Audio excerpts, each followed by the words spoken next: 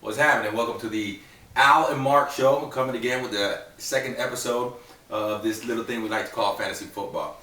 All right, we're going to hit up some things here. How you doing, everybody? It's going to be a little different this time.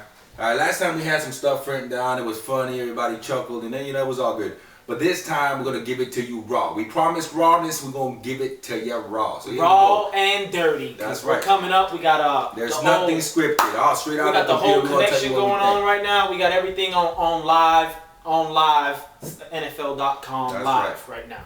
Okay? That's the no spin zone, baby. Now, the first thing we're going to talk about is last week's scoring. Sorry we've missed you for about, 2 weeks now? Yeah, but we're just going to hit up week 4, touch up a little bit on week 5, talk about some individuals coaching, Abilities, yeah, exactly. It's plain and simple. I mean, there was some pretty good upsets this weekend. Oh, yes. Or last weekend. However you want to call it. It was incredible. It was some incredible upsets. Pretty. Well, first upset we're going to talk about is the Prune Dogs and Jayville Stunners. Okay. How do you feel about that one? Well, that was a game that I didn't think the Prune Dog, or correction, the Prune Dogs had any business in. But geez, boy, 115 to 83. I mean, it's incredible. He came up out of nowhere. And most of his points came from Schwab.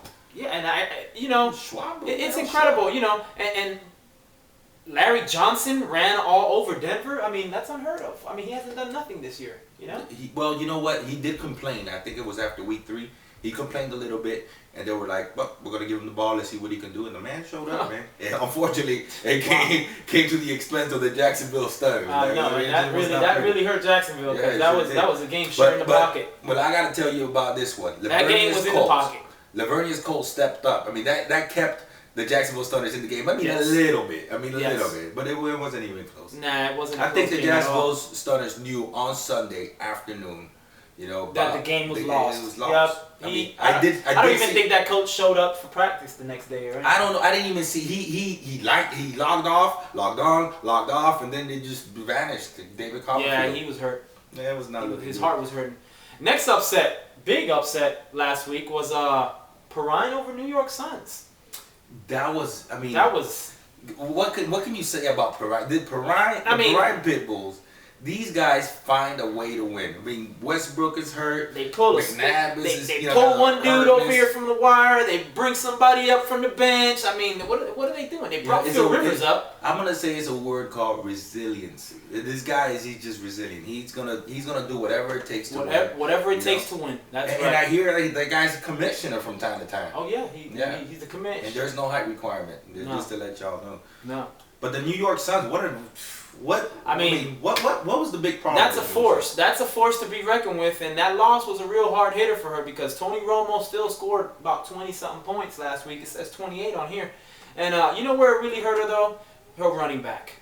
She had a running back in there that had no points. Well, another thing that hurt her is... The running back's hurt. The running back didn't even play the game. I mean, if you see, there is nothing on there. The running back was hurt. And not only that, not only was the running back hurt, I think Vinatieri, and she doesn't even have another running back on her bench. No, it's not. Goodness. She had 1, 2, 3, 4. What kind of coaching is that? It looked like 6 people were off on week 4. And that's just not good. I mean, come on. You cannot hold these guys like they're going to just lead you got to go to the wire. Dance, You got to go to the wire. Learn how to use the wire. Get on there during work. Make some moves. Shake it and bake it. Like Sarah Palin says, we're going to shake it up. That's right. Shake it out. You know what I'm saying? The Perrine people just got to keep on barking.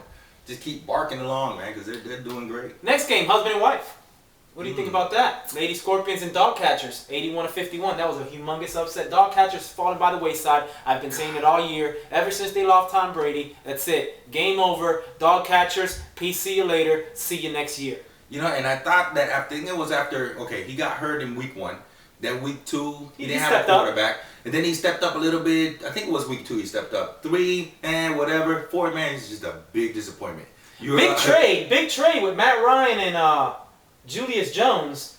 Not Julius Jones, Maurice Drew Jones.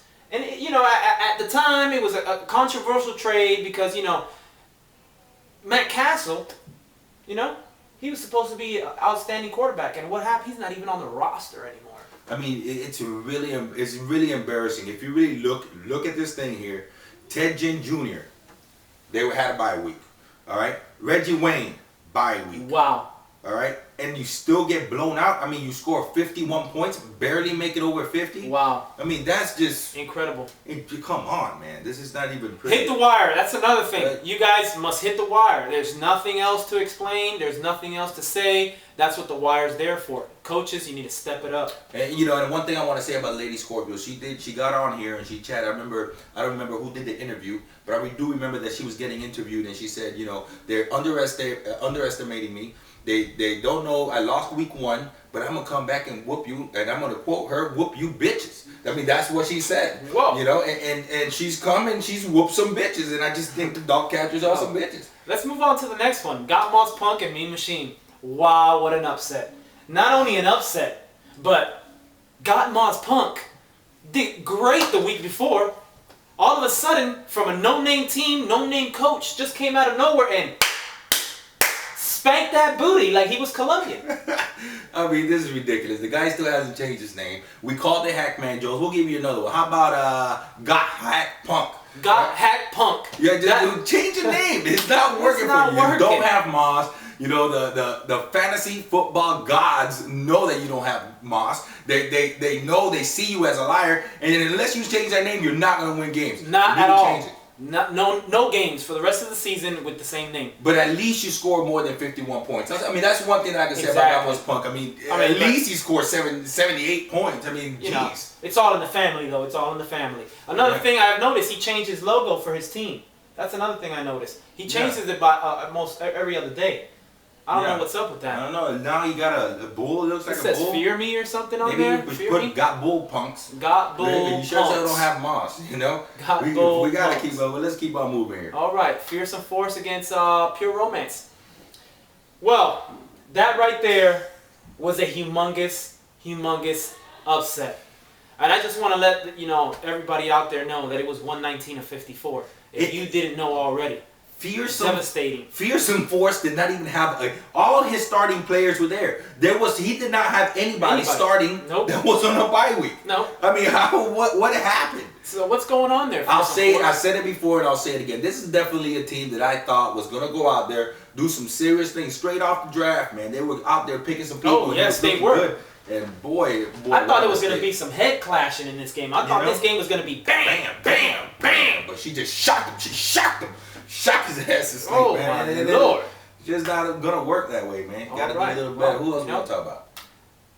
Kendall Killer Cats against the Bone Crushers. That was a little heated topic for me from the last conversation we had, or the last episode that we did, because Kendall Killer Cats was a big upset in week 1, week 2, week 3, and he comes to week 4 and spank him, right? Spank him. Spank him. He stepped up. The guy stepped up. Kendall Killer Cats came out there, scored 116 points. By far the most points he's put up all year. Ever. Against a team that's been putting up 90, 100 points consistently. 90 to 100, and you're absolutely right about and it goes to show that, 90 to 100 just is not going to cut it in this league. The DIM Bowl 2, these guys come out there and they produce points, unless you're Got Moss Punk or the Dog Catchers. You're putting up points. But Kendall Killer Cats, that's their first week doing it. It is. You gotta keep your game level up like this high. Maybe it was the appendix,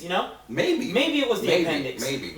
They removed the appendix. He's feeling a little bit lighter, feeling good about himself, feels like a man, and now he's trying to win some games. And I'm gonna say I like the way you put that, because I think that the appendix was probably holding him down. Yes. A lot of weight, and once you take that out, you can come over here and make some different. And I heard also when they remove your appendix, they also give you a colonic in your boot tank, and that might have worked. I don't know. You ever had one of those? Oh no, never. I hear it feels good. Oh no. All right, but we keep moving on. But that's it for week number 4. We're gonna go ahead and move to week 5, and let's check out the previews for week 5. Why don't we do that? And I think week 5 is going to be exciting. I really do. I think everybody's trying to make some moves. I've seen a lot of moves in the wire this week, which is kind of, deep in week 5, and you're making some moves. But, it's good. It's good for the league. Oh, believe me. There's a lot of moves in the wire. A lot. Let's talk about week 5 real quick. Okay, we got New York Suns versus Jacksonville Stunners. To me, personally, I think that's the game of the week so far, because they both had tremendous losses last week. They're both 3-1, and they're going against each other this week. Somebody has to lose, and